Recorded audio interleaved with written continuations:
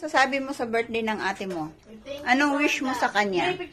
Maligo siya lagi, mag-toothbrush. Sana huwag na siya mangaway. Tama, ito mo to. Oh, addict. Message mo yan? Sana mag-toothbrush na siya. Okay.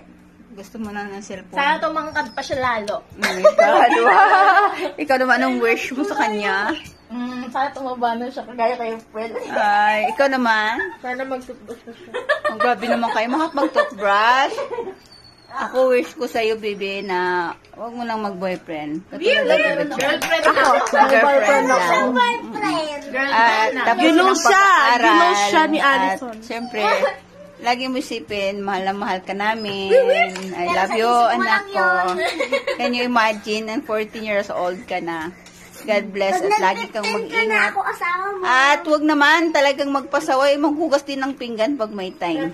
Kasi